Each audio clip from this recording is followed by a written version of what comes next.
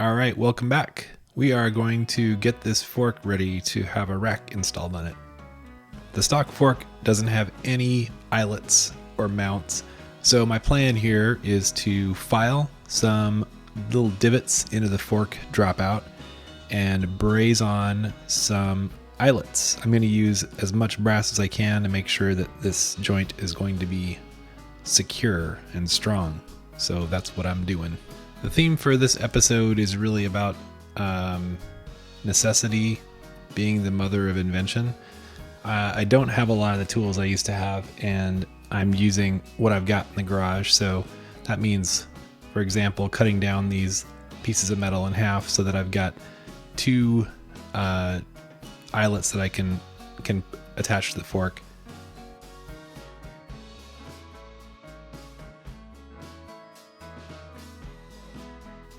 This method for attaching the eyelets is one that my old partner introduced me to, where he hung a wrench to add some gravity to hold the eyelets in place while they're being brazed on. It works pretty well. And then I'm wrapping the fork with some wet towels too to prevent the paint from getting all charred up while I braze.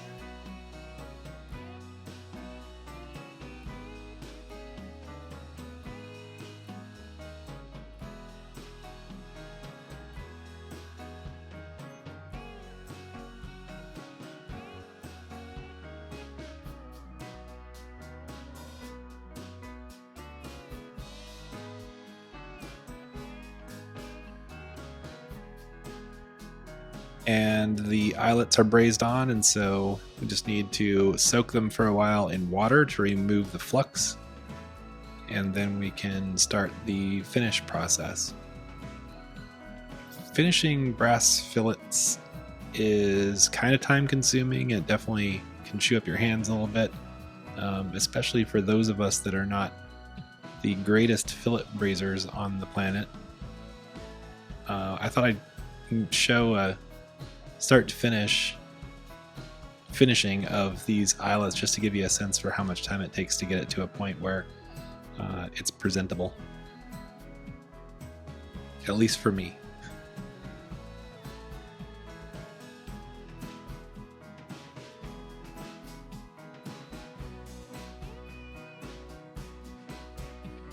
And here's the finished dropouts, looking pretty good.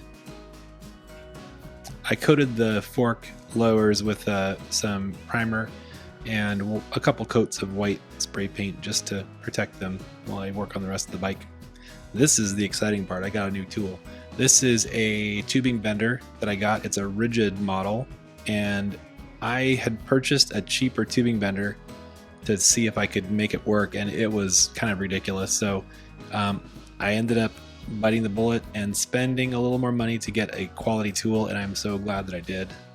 This has some guide rollers, and it just makes the whole process of bending rack tubing so much better. I couldn't have done this job without it.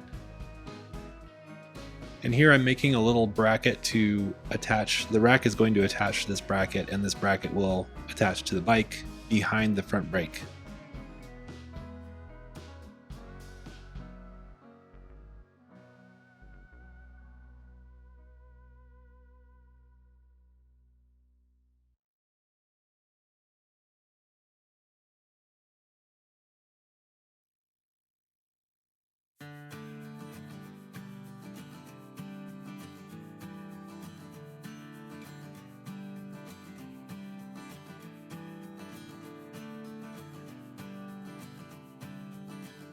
I don't have a grinder, so all my finish work is being done by hand and files, which is fine. It takes some time, but I enjoy spending time at the bench right now.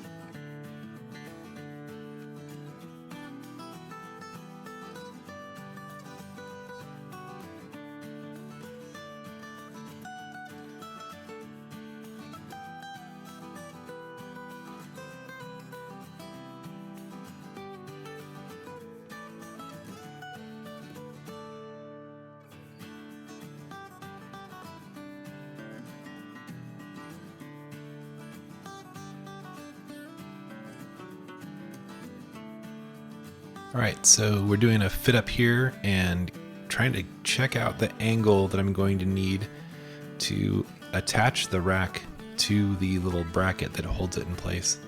And I didn't have a protractor, so I used a level and a couple pieces of flat metal with a vice grip kind of holding them together to measure the angle that I needed off the rack.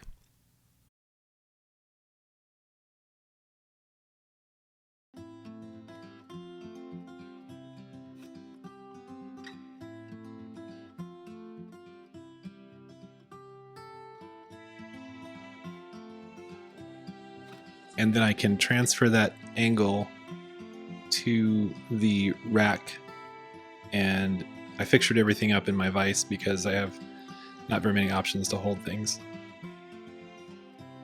The little bracket, you can kind of see it as being held in place by a pretty strong magnet. It looks like a coin behind the bracket on the vise there.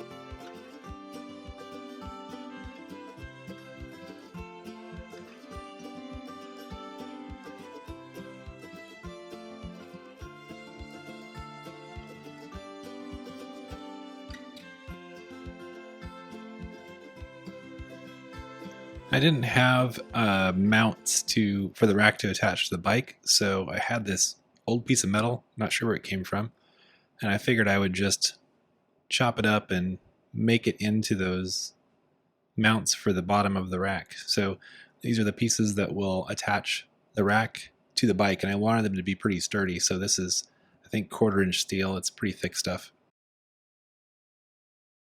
Quick shout out to Yeah Dude, for those of you who are looking for a podcast to listen to while working in your garage.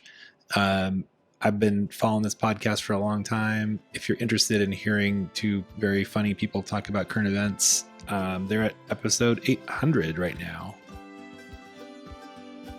And it's always good to have shooting sparks in a fabrication video, so here's my shooting spark montage.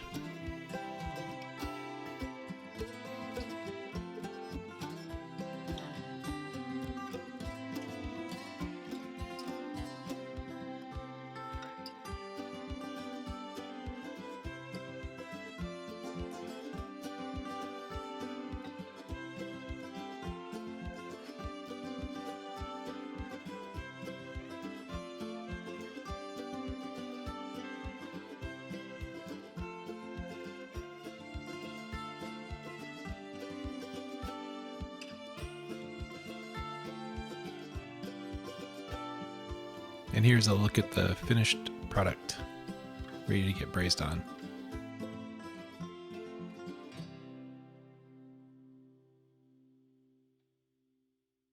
Here's another great fixturing example using a strap and some tubing. I was able to hold the rack in place and get a good attachment. Again, just using what I've got to get the job done. Nothing fancy here at all.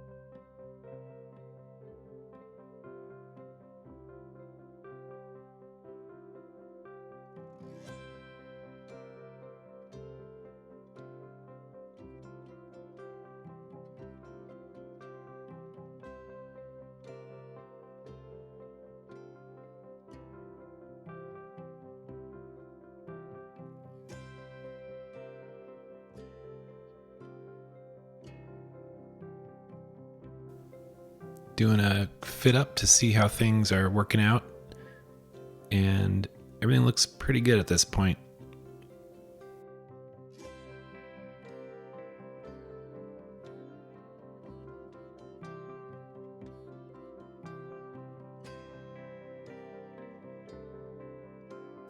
I decided to make this into a basket. I have this piece of metal that I've been hanging on to for a while.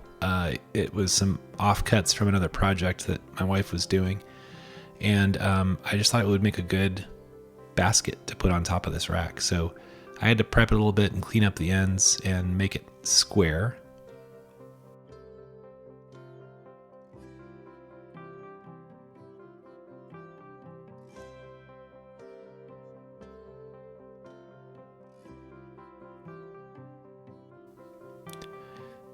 And then used a piece of pipe to put a little corner radiuses on it to line it up with the rack that I had just made.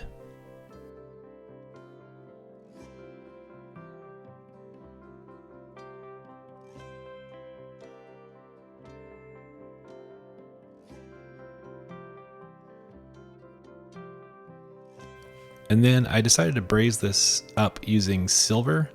Silver is a lower temperature melting point than brass, so I don't need to heat up the area as hot. And for this thinner gauge material, silver just does the job a lot nicer.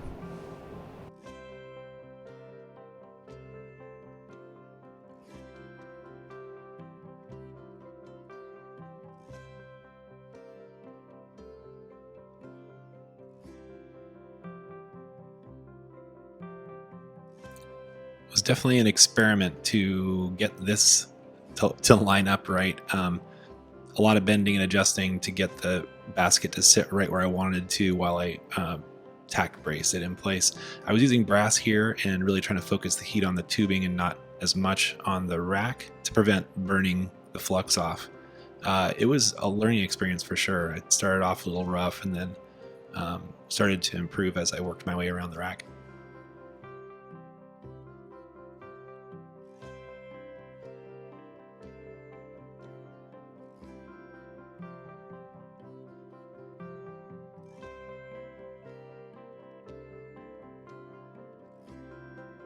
One more great example of fixturing ingenuity. I put a piece of metal through the rack and used a clamp to kind of pull everything over to give myself a nice straight edge to braze on the other side. Coming up with these solutions is kind of, part of the fun of the problem. How can we solve the problem with what we've got? And then here's a test fitting of the basket with its top tube brazed on. You can get a sense for what this is going to look like. So once I get the bottom part attached, I'm going to send this off to powder coat, and then it will be time to do the full assembly. Thanks for watching.